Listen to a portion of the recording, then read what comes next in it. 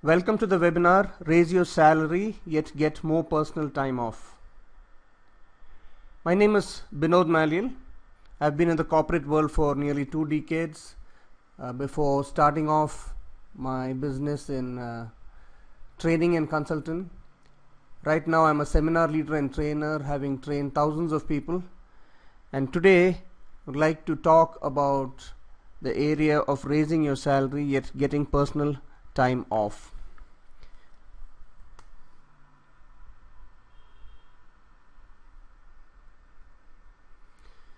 This is going to be a part of 3 webinars, each going to be over the next week gap each. The first topic which we're going to cover today is how to get recognition for your work.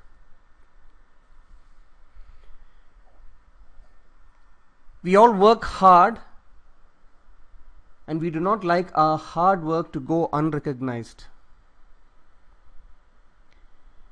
We also want to know how to get recognition without tooting our own horn, without having to brag unnecessarily. We also want to know how to become a key and indispensable resource to our organization. This is what we are going to cover in our call today. And towards the end, I will give you a tool that will help you to create a practical plan to get the recognition that you deserve. So you'll be doing an exercise, and I'll give you a downloadable PDF file which you can use to work on your own exercise. Firstly, identify key influencers.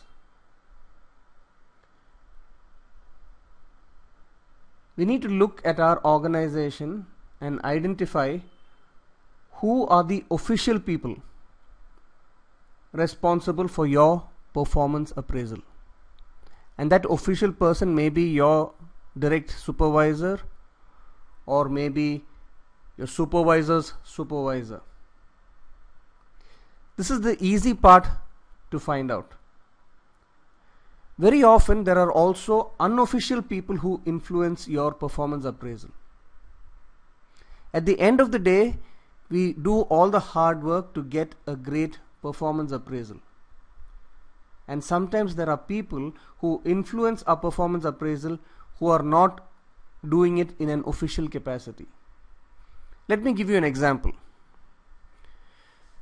There are many times where I've seen that the inputs to decide whether a person has performed well or not is not taken from people in the line of command, meaning may not be your direct colleagues or your team members, but there may be another trusted person that your boss or the person who's doing your appraisal has, and that person's voice plays an important part in your appraisal. So the question is, do you know who those unofficial people are who can influence your performance appraisal? This is very similar to doing marketing and market research. When we want to sell something, we want to promote something, we find the market, we find what are the needs of the market and try to address that. I will speak a little more in detail as we go along, but just think of this as doing market research so that your end product of your performance can get highly recognized. The next thing also to keep in mind is identify which person has how much say in your performance appraisal, because various people have various levels of influence. So it's important for us to think through this and identify the key people who can affect our performance appraisal. Next, we need to identify what is the important work, the work that is going to get us the recognition.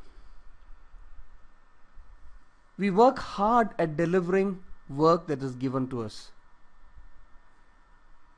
But fortunately or unfortunately, not every piece of work is equally important. You must have heard of Pareto's law, which is also called the 80-20 rule. Pareto was an Italian economist who, out of his research, discovered that 80% of Italy's wealth lay with 20% of the people. And later this principle has gone on to be true in most situations. For example, in a bank, 80% of the profits come from 20% of the customers. Or also 80% of the complaints come from 20% of the customers. When we bring this Pareto's law to our work, actually it is 20% of our work that gets us 80% of the recognition. So it is important for us to identify which that 20% is. Very often we do lower importance work at the expense of higher importance work just because we do not know which is the higher importance work and which is the lower importance work. So we need to develop the ability to identify which is that 20% of work that is most important and gives the most, that is 80% of the recognition. How do we do that? Typically, the most important work is work that impacts the customer directly. Now, if there is so much work that impacts the customer, we need to identify which of those is the highest priority to the customer. Which of those is the highest priority to the most influential person among the customer. The second priority would be what is important to your supervisor. Third would be what is important to your organization. Although the second and third could be arguable, but very often because your supervisor has a say in your performance appraisal, your supervisor's opinion sometimes may be more important than the organization's. Except if the supervisor is asking you to do something terribly against the organization, then the organization's priority would come first. So we need to understand which are the pieces of work that's impacting customer, supervisor and the organization more among the hundreds of tasks that we are working, so that we can give those important tasks the most important priority. Next, whenever you work on these important tasks, the assumption is that you are going to achieve it. If you are not achieving it well and on time, we need to figure out tools and methods how to do that. We will discuss some of this in one of the next seminars that I am going to do. But as of now, I am going to assume that you are doing your work excellently well. But again, fortunately or unfortunately, it is not enough to do your work exceptionally well. We also need to market ourselves. For me, in the initial parts of my career, I found it very, very difficult to market myself, because I thought my work should speak for itself. Why should I go and tell others about what work I did? My boss needs to understand the quality of work that I have done. Others need to understand the quality of work that I have done. But sadly, I realized this does not happen automatically, because the boss or the other people who need to know are sometimes busy with so many other things which I do not understand. So it is my job to promote myself. My career growth is 100% my responsibility. I cannot expect my boss to take more interest in my career development than I am willing to do myself. So it is very important that I make my achievements visible, especially achievements in the top 20% of work. For example, sending out an appreciation to somebody else for the work that has got done, because normally work gets done in a team, it's not just one person. So is there a way you can appreciate either your team members or the customer or a colleague, saying this work has been done exceptionally well? And when you do that, you copy all the right people who need to know this. And when they receive your mail, they will automatically know that you are part of this work, and they will in their mind credit you for your work. Next, identify and fill in SWOT. As you may know, SWOT is strengths, weaknesses, opportunities, threats. So for whom or what area do we need to do this SWOT in? We all have SWOTs, which means we all have strengths, weaknesses, opportunities and threats. Now, if you had thought of the various people who influence your performance appraisal when I spoke earlier, can you, out of that list of people who have an influence on your performance rating, your performance evaluation, try to find out that top one person. Normally it's your boss who would be doing the performance appraisal. If not, if it is somebody else, identify that top one person who has the most influence on your performance appraisal. Once you've identified that person, do a SWOT analysis of that person. Meaning what? That person has strengths, weaknesses, opportunities and threats. Meaning the person is strong in some area, the person does not like to do certain area, boring work, or the person is not able to do well in that area. So identify those areas of weaknesses. Find out what are the opportunities that person has to grow in the organization. Meaning, what are the opportunities? For example, your boss has to grow in the organization. And what are the threats your boss has of not getting that growth that your boss is capable of getting. Not many people are able to think at this level. We are so busy and tied down with our day-to-day work that we don't have time to just do a SWOT analysis for our own self. Then where do we find the time to go and do SWOT analysis for somebody else? But all the work that we are doing is for us to get recognized. So we need to do our work with the concept of beginning with the end in mind. This is a concept that I learned from Stephen Covey in his book, The 7 Habits of Highly Effective People. In that he said that whatever you do, you start with the end in mind. So for me, when I am working, my end is to get the maximum recognition possible. Keeping that in mind, it is worth, or is not only worth, it is very, very important that I do a SWOT analysis of my boss or the person who has the most say on my performance appraisal.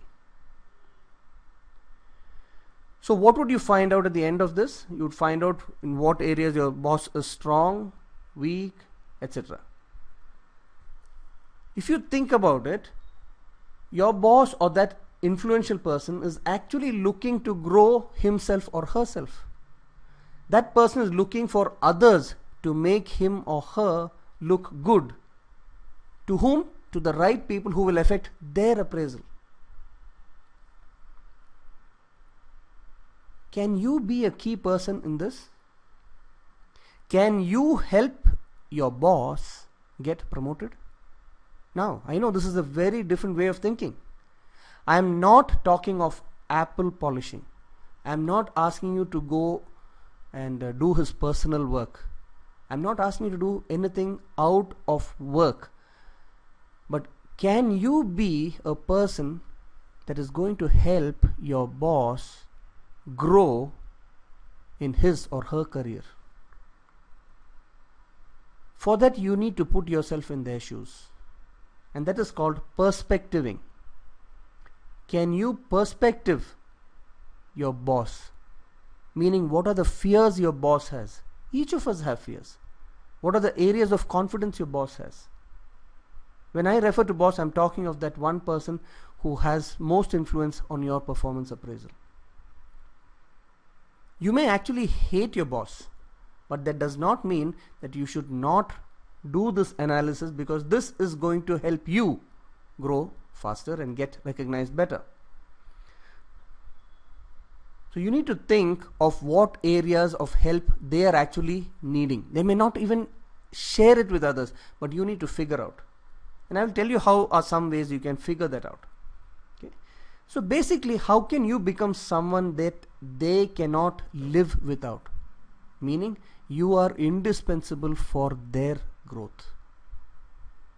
So let's look at some action steps. Take a minute to go to this web page and download the exercise that I have for you. It is positiveproductivityprofits.com/ex1.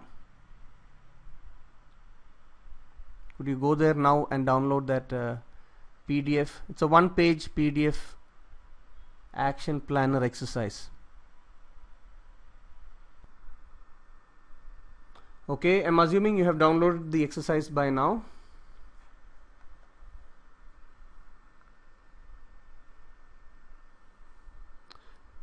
So to summarize what we've discussed, working hard is not sufficient to get recognized.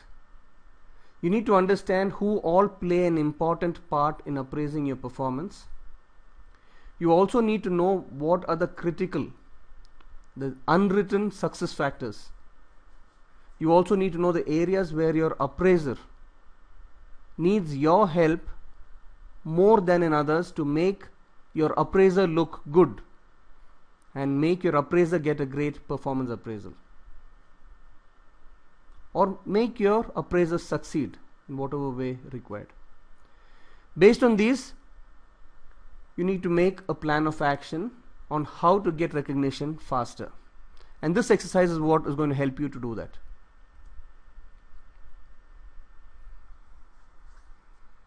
So if you look at the first section, it is asking you to list the top 5 people who play an important part in your performance appraisal.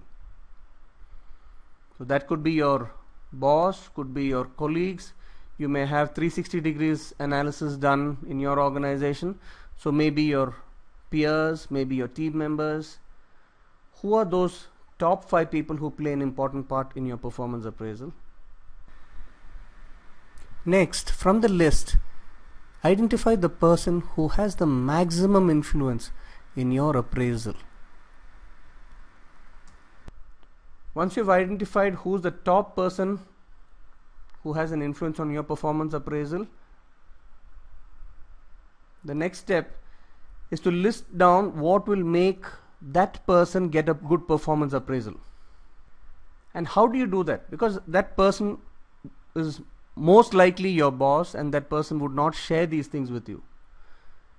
So this requires you to be able to develop an informal relationship with the person and ask things over coffee or informally. Understand what are the key deliverables of your boss for the entire year, what are the challenges your boss is facing. It's not an easy task, but it's an important task for you to understand how your boss is viewing his or her own strengths and weaknesses. Next, list down in what ways you can support that person in getting recognized, in getting that person appreciated, in getting that person a great performance appraisal. What sort of work can you volunteer to take from that person? Especially if that person is your supervisor, your boss, the more work that you can take off their plate now, later when there's an opportunity for promotion, you will be the first one selected because you are already doing part of their work. Maybe they are willing to share the boring work with you, which is fine. It is still part of their work. If you go into their position, you need to do that boring part of the work too.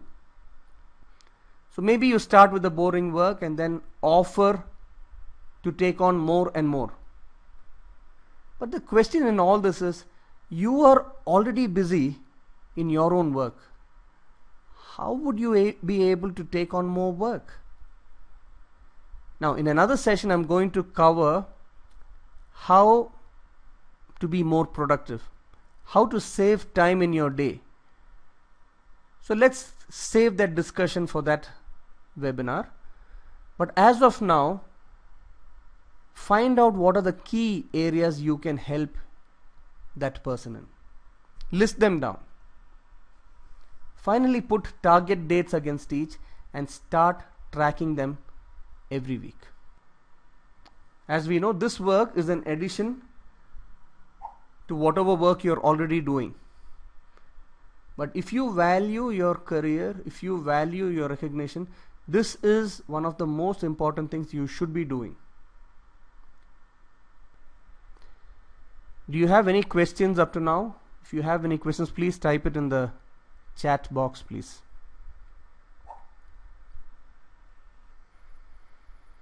Okay, let me read out the question. I am a senior resource leading a team. I have done lots of work from past 2 years and made the applications stable, which are in the worst condition. After the applications are stable, my manager is planning me to move fire.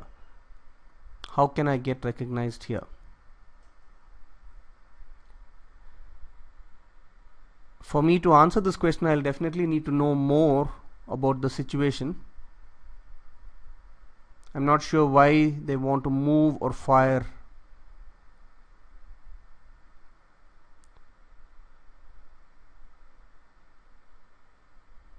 Okay, so actually I have some personal coaching which I'm going to offer in the next slide, and if you're interested, that's also a free offer. If you're interested, we can talk more on that, because with this question here I am not able to understand sufficiently to suggest. Okay, as part of next steps, I'm offering free coaching on this topic, but this will be done on Facebook,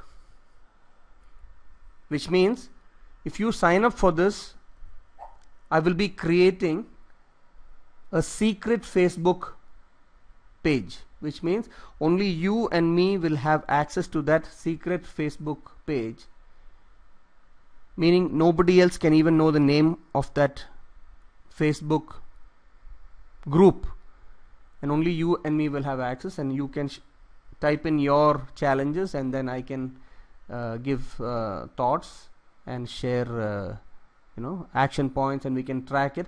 And I'm going to do this for a period of 1 month till 15th November.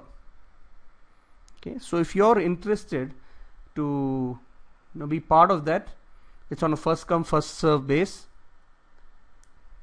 So if you're interested, please go to this site www.positiveproductivityprofits.com and sign up, and you have all the details there of how it works. Alright, if there are no more questions, then I'm going to wrap up this call, and thank you very much for attending this webinar.